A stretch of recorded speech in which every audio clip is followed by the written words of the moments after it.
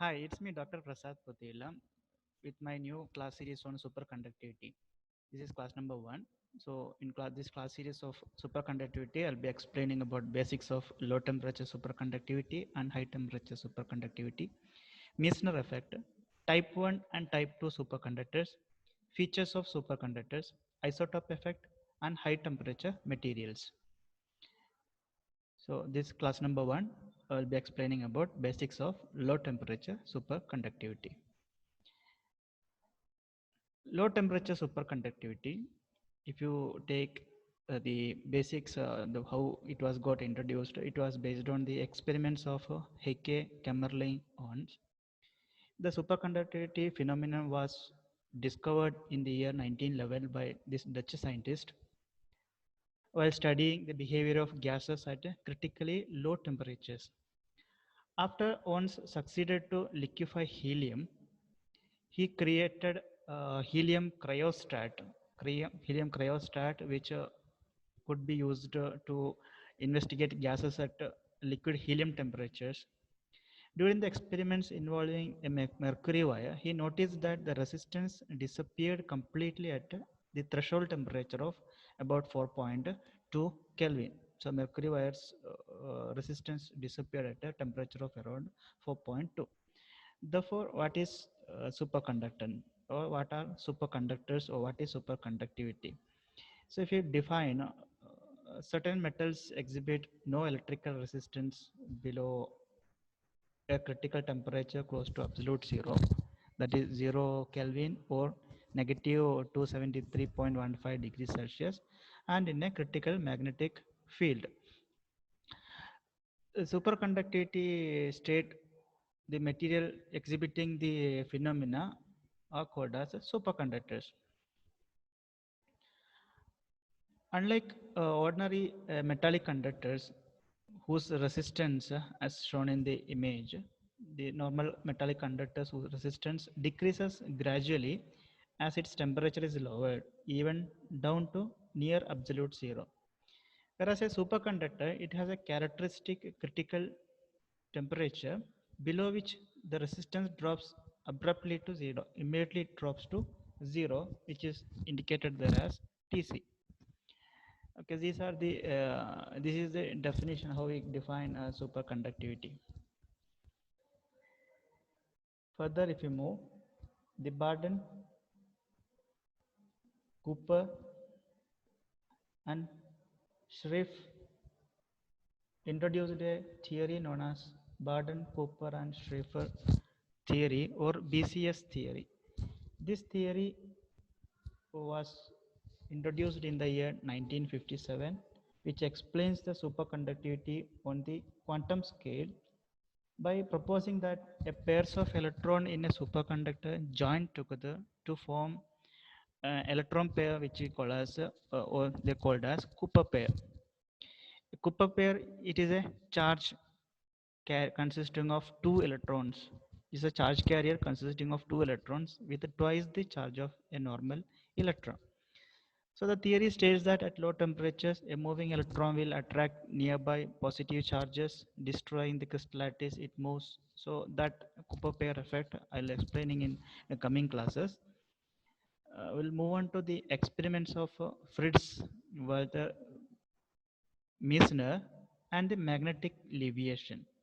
So in the image represented a magnet which is leviated, that is lifted from the surface of a supermagnet. The black colored material inside that vessel, that is a superconductor. The superconducting material was kept. It was cooled by pouring a liquid nitrogen.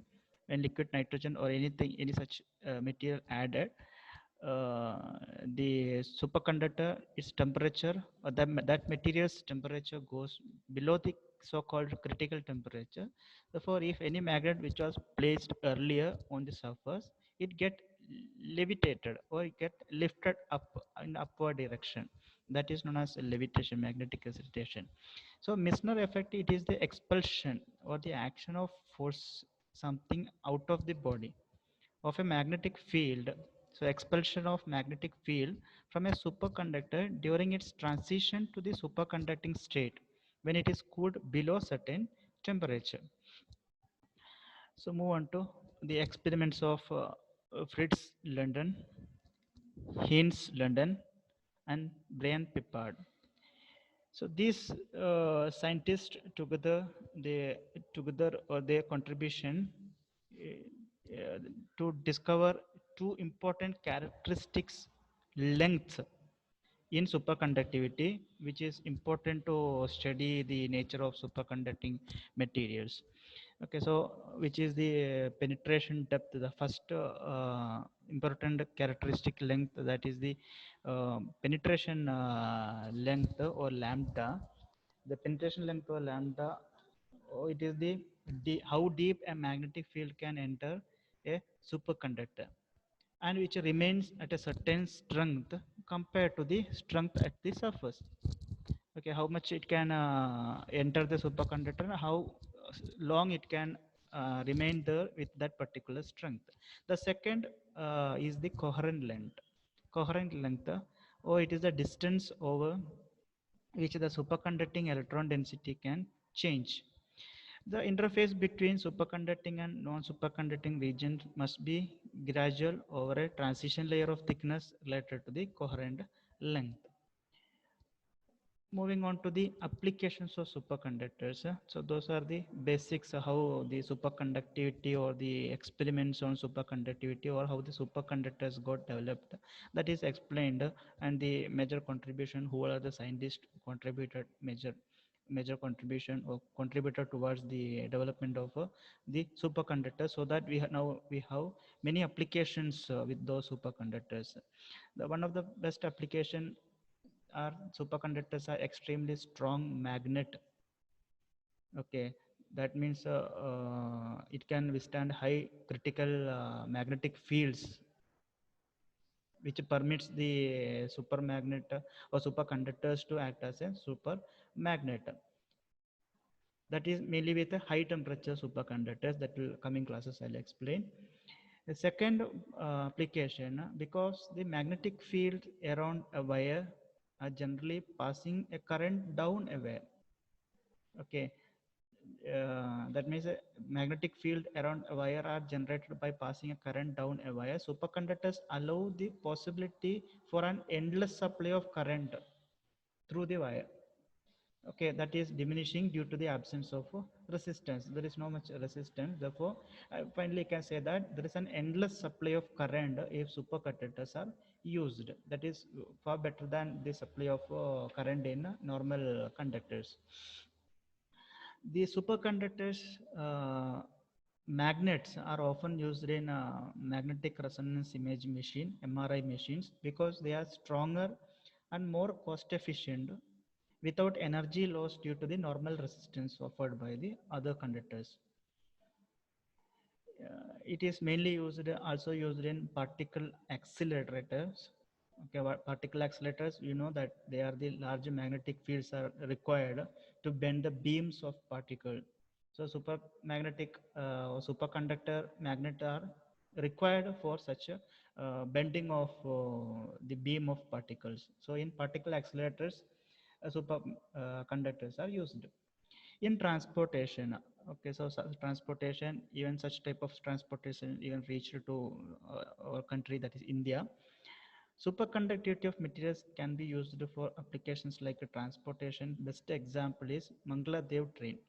Okay, that is, it was introduced in Japan, which uses superconducting magnets and magnetic track to, okay, the image of the Mangaladev train I gave here.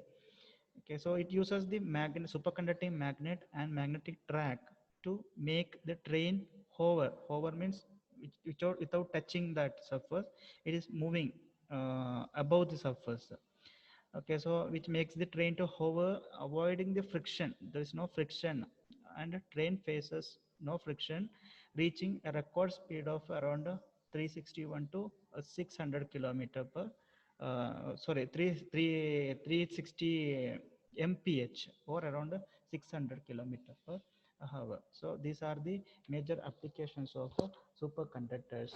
So that's all for the class 1. Thank you very much for watching my presentation, and have a nice day.